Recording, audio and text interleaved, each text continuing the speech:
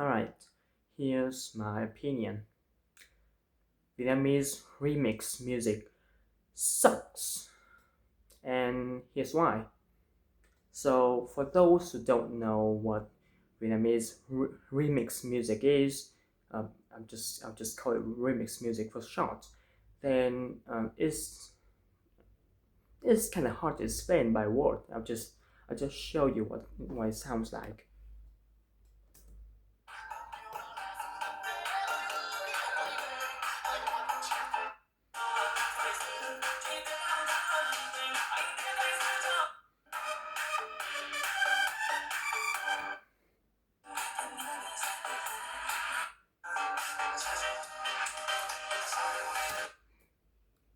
So yeah, that's what it sounds like, and in my opinion, it doesn't sound good.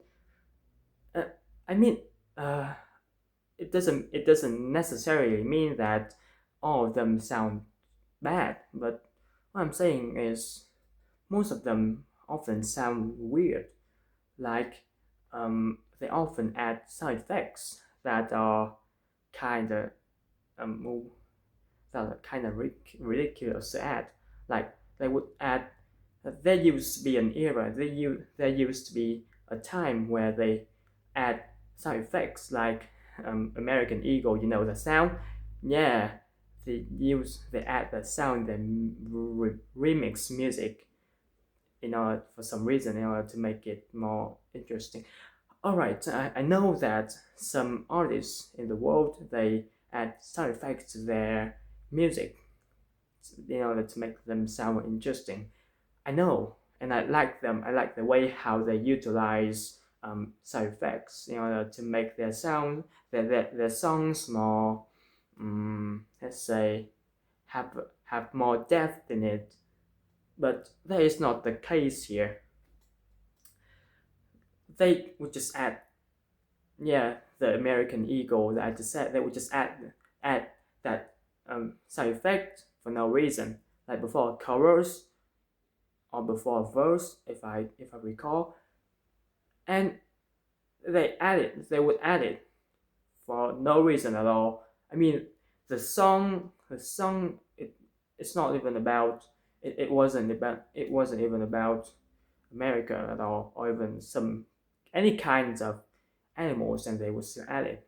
That's why it sounds bad. And most of the instruments, most of the premises, they sound identical. Like, yeah, the key is different. I mean, the key, as in, you know, what was it called in English?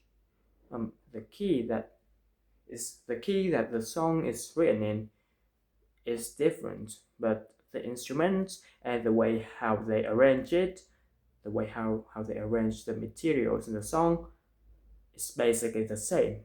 Like, let's say the drums, they just use a very typical drums, like, and a very typical rhythm. They would just write it right. They would just remix the song in 4/4. I don't have any problems with the time signature 4/4, but well, it's just weird that they all sound similar even though they are arranged by different people.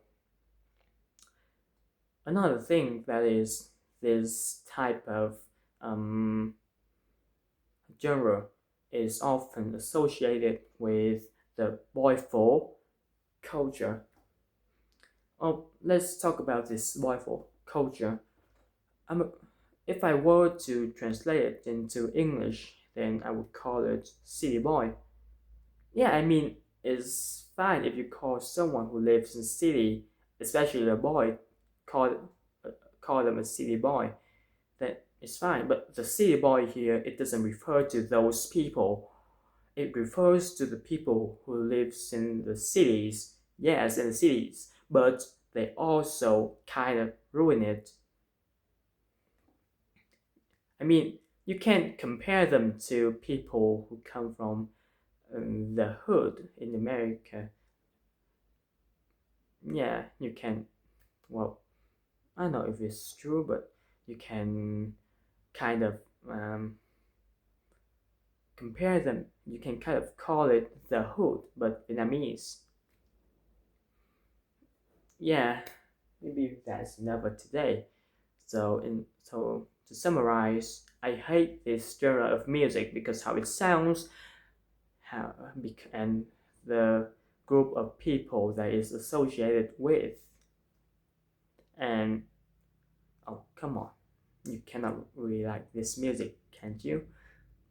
I don't even understand why people listen to this crap. Like it doesn't even sound good. But I have to admit it's really popular. Like I don't know for what reason and why it's popular, but it's always used in TikTok videos in Vietnam,